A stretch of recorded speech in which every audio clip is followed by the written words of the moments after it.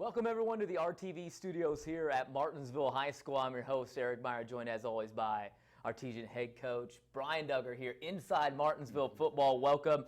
A happy Coach Duggar. Big time win on Saturday afternoon over Bedford. Yeah, hot's the word. It was a big win. We played great. Very proud of our effort. I'm very proud of what we did with all the circumstances going on and everything we dealt with. I thought we played a pretty well game. You guys played really well. You got a big time win over Bedford, coming back off of the COVID quarantine practice. Who needs practice? Yeah, that's right. That's what I was saying in the paper. The Allen Iverson, who needs practice? We're talking about practice? It was. We really sold to the kids that this was a program game. This wasn't a us versus Bedford thing. This was our program versus Bedford's program. We were talking about everything we did all winter, all spring, all summer, and we were prepared for it. And our kids came out and played well. Played well. Let's go ahead and take a look at some of the highlights right out from the get-go here. If we can get them rolling, Devin Brenner pushing the buttons, and we start right here. It was Western night, and boy, you guys came out firing here. Yeah, Tyler was hot to start, and Chase did a good job on the opening drive of making some plays after he caught the ball and got us down there real quickly and put 7 points on the board on the first drive. Is always a big deal. And Chase Mabry, like you said, big time target there. Yeah, the whole game and the opening drive. This was a big play here. You know, we had just gotten a penalty, backed us up, and we still got in there inside our goal line. There it was 1st and goal, and we got pushed back to the 12-yard line and scored. And anytime they make a mistake like that on the first play of the game defensively, and you can capitalize, I was a little disappointed. We only got 3 points out of this, but you know, it's points. We're happy we got points, and that adds up as the game goes on. There's your defensive captain right there. Devin Brenner brought a lot of energy on Saturday, and that's what he's got to do. I thought Riddick Bolton may have had one of our best games as a defender this weekend. He was all over the place. He did his job and just made some really big plays. I was glad to see that with Riddick too. I've coached Riddick in the past. One of my favorite players to coach. Played hard, very coachable. An awesome hit right there. Just did his job. Kept doing it over and over again. It paid off. They kept coming at him, and he did a phenomenal job. Logan Poppy as well. You know, sophomore with his first start, had 2 picks. It's a good way. Probably should have had 3 or 4, but 2 picks from a sophomore that's a good start for his career. A lot to live up to now too. Like we said, the defense doing a great job as well. You got put in some tough situations early on, and they did a good job responding. Yeah, our offense, we came out firing, but then we kind of we got stagnant there a little bit, and they responded back. They kept making big play after big play. We put them in a bad spot, and they gave up a touchdown, but we had a lot of big plays there, like Stevie there for tackle for loss, and like I said, we were firing pretty well. This is a good shot. This was probably the turning point in the game. We had just 2-minute drive after they had scored. And drove down, and Tyler throws a strike to Jaden Packer, and it's a big play for us going to half with a 10-point lead instead of a 3-point lead. So you can come out in the first drive and you get a pick here, and that was kind of, I don't want to say the nail in the coffin, but they were retreating at this point in time after we came out and kind of blitzed them a little bit in the third quarter. And we were doing the broadcast. Coach Fred Cutcher, former coach, was on our broadcast as well. He calls this play here. He says, I want to dominate right now, and so that's what you did. Right after he says that, you run it right up the gut. Your line pushes a man-on-man and gets it into the end zone. You got a little energy on your side. You got kind of the momentum, and that's one of those. Let's impose our will a little bit. So coach is right on that. He's thinking a lot like I was there. Let's start putting those nails in a little bit. We'll talk Austin Fry a little bit later because he played really well in there. Again, that defense making some big plays. Jaden Kistner was our defensive lineman of the week. He had a big game, and he's been hurt this summer and did a good job of kind of coming back hurt and playing well there. And the fumble recovery coming here from we were real opportunistic. We got the ball a lot. We preached that all summer. We want the ball. We felt if our offense has the ball, we can score any time. So our defense has been real get us the ball, get us the ball. I think this is Chase's touchdown here, if I remember right. No, nice shot there to Garrett. Garrett had a good game there, took some hits over the middle, but was able to haul the ball in. And here's Chase's touchdown. Chase finished with 16 receptions, which actually ties the school record in the game, so that's pretty cool. First game of the year and do that, and kind of now, like you said, set some expectations for the whole year now, right?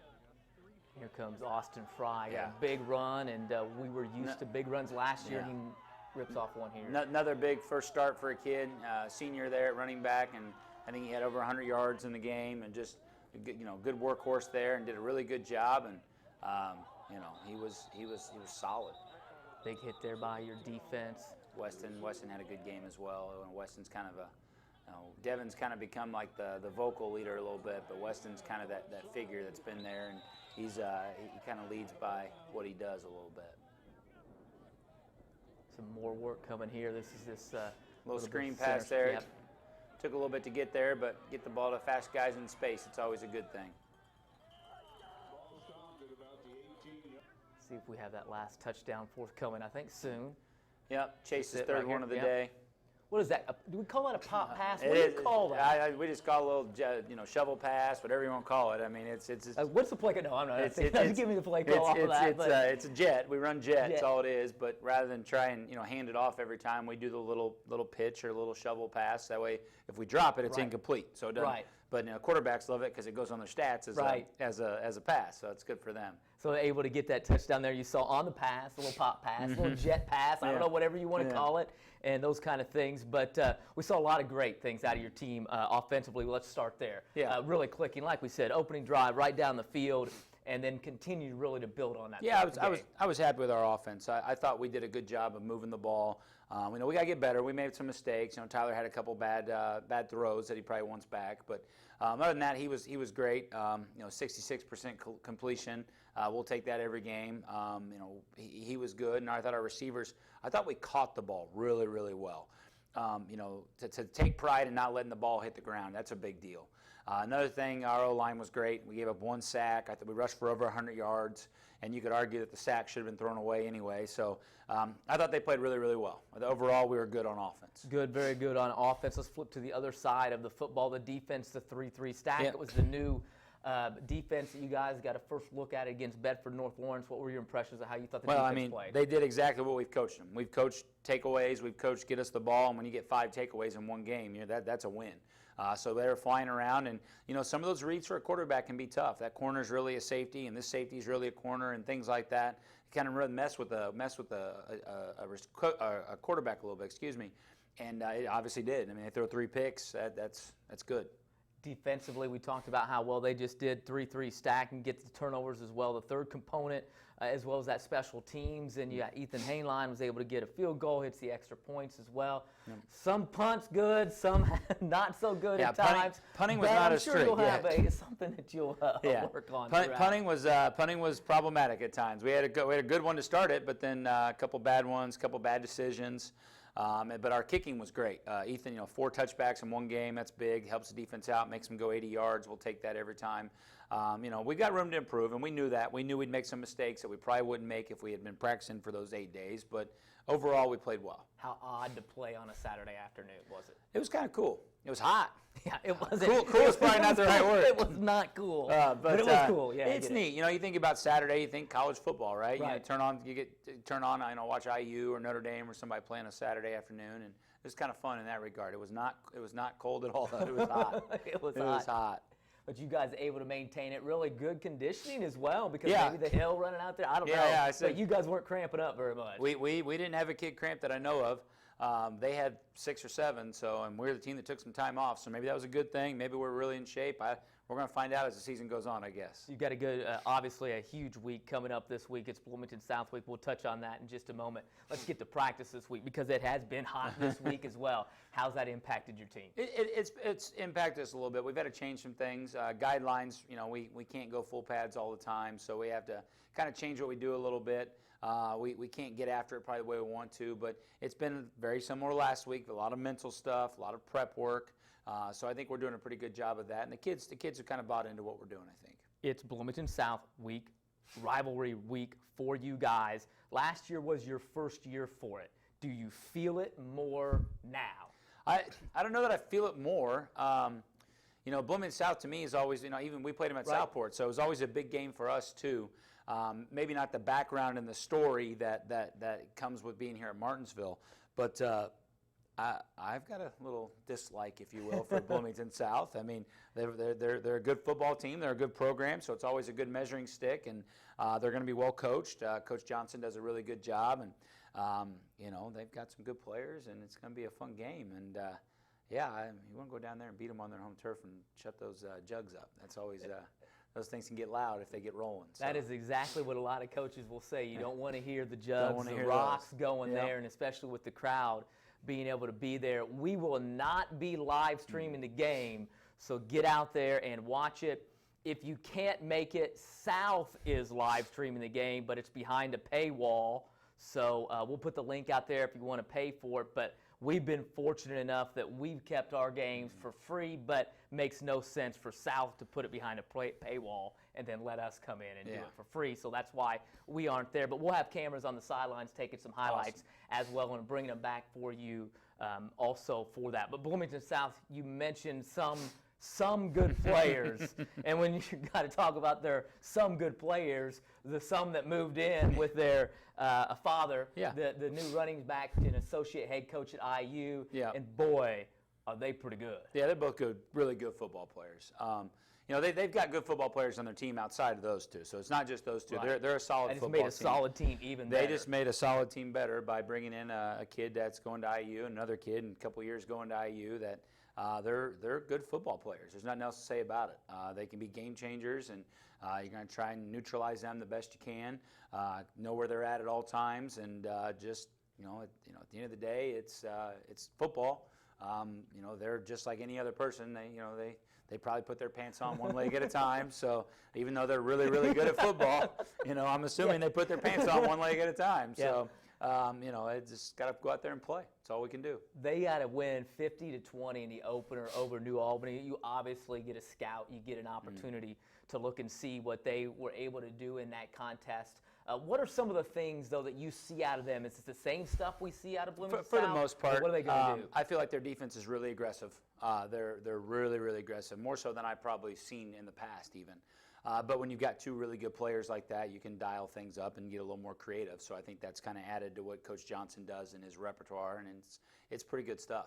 Offensively, it's the same. Bloomington South, good zone team. I mean, they are good at what they do. They know how to zone block inside, outside. They run it well, and they've got a quarterback that's pretty good at running. And what I mean by that is he reads it, and he gets out and creates havoc on the backside of that zone. He's a good athlete, so they're going to present some problems for sure because of what they do and how well coached they are and just how talented they are. Offensively, against New Albany, what were some of their strengths? Was it just a mixture? Did they run it really well, pass it really well? I think the quarterback's a little bit of a game changer for him. I think he's really good on the inside and outside zones of running the ball. I think he's a good thrower, but I think his strength is definitely with the ball in his hands and running. So knowing that, what is going to be important for your defense, some of the things they're going to have to key on to be able to take advantage? The big thing for us is going to be in gap sound. We got to be gap sound in everything we do. Coach Trump and our defensive staff does a phenomenal job of coaching it and reading, reacting, and gap exchanging, and all the great football terms. We rep it every day on nonstop, and I feel like it's a good test for us. If all that commitment to the fundamental football is going to work, because they're going to test you with it. So for the football novices, gap sound, meaning everybody's responsible for a gap out there, then they need to make sure, even if you're exchanging them or moving them, you got to cover that gap because there may be somebody coming that way. My job is to not go tackle the football. My job is to play the A gap, the B gap, the C gap, whatever my responsibility is, play through that gap, then make the tackle. So we don't want our eyes on the backfield. We want our eyes on our reads and trust in what we're doing, and just playing good football. And if there's down blocks and poles and things like that, it's going to change gaps. As far as, I may start in the A and end up in the B type thing, but we got to be gap sound and everybody doing their job. Let's go to the other side of the football. You touched on a little bit defensively for Bloomington South, the fact that Coach Johnson, when he's with Mo Moriarty, when he was at Carmel with Mo, Mo's always run that 50 defense. I'm guessing it's the same thing, but like you said, when you get two big-time recruits come in, it allows you to do some extra things because you've got some erasers, if you will, back there to erase any mistakes. Yeah, the younger McCullough he's kind of more of a safety corner for him, and he's pretty athletic and he does a good job. The senior he's more of a pass rusher and does a really good job of getting to the quarterback. He's hard to block, but the key is going to be for us, there's no secret. We want to throw the ball. We're not a team that's going to line up with 2 or 3 tight ends and run the ball 50 times. We're take what they give us, and our strength right now, our quarterback throws it pretty well, our receivers catch it pretty well, and the run game will kind of present itself throughout the game, as like it did last week with Austin. But it's no secret we want to throw the ball. That's who we are. And I think if we pass pro, I like our chances. You look at this week like we talked about, it's Bloomington South week. I'm guessing the kids kind of feel it as well, the South rivalry. I'm sure they hear it from their parents, especially the ones that have lived here all the time. It's funny. I've told the kids the other day at practice, I've gotten a bunch of emails and phone calls this week from people I've never met talking about good luck against South this week. So it's there. People, this is a big deal in this community for playing the Panthers and driving down and going and seeing the purple team. And I've got coaches on my staff that refuse to wear purple ever in their life. And Nate Dilley. Coach Dilley. Yeah, I know Nate Dilley. Yeah. But it's real, and I think the kids are fired up about it. They, some of them maybe they don't know the rivalry like like it used to be in the 80s, 90s, that type of stuff.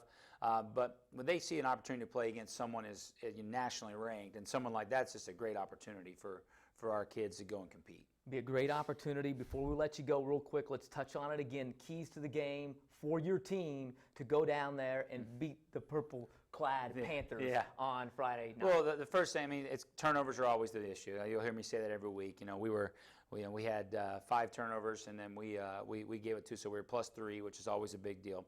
But offensively, we got to pass pro. We got to take care of it and make sure we protect Tyler and let him have a chance to make some plays. And receivers got to do a good job catching as well. And then on the defense side of the ball, we got to stay gap sound. We got to do our job. We can't chase the ball carrier. We got to do what we've been coached to do, which is be gap sound. Win my gap, then make the tackle. So I feel like our kids are doing a good job of that, and we're going to find out where we're at with it. It's a great team to test that. All right, good luck. We'll see you down there. Hey, thanks, Eric. Appreciate it. That's head coach Brian Duggar here inside Martinsville football on WRAP 15 Sports and the MHS Rewind YouTube channel. We appreciate the coach coming in here. Good luck coming up on Friday night. As always, appreciate it. For the head coach Brian Duggar, along with everybody in here who produced it, Devin Brenner, Silas McFarland, and Mads Kennedy. For those students and the head coach, I'm Eric Meyer. We'll see you again next time inside Martinsville football.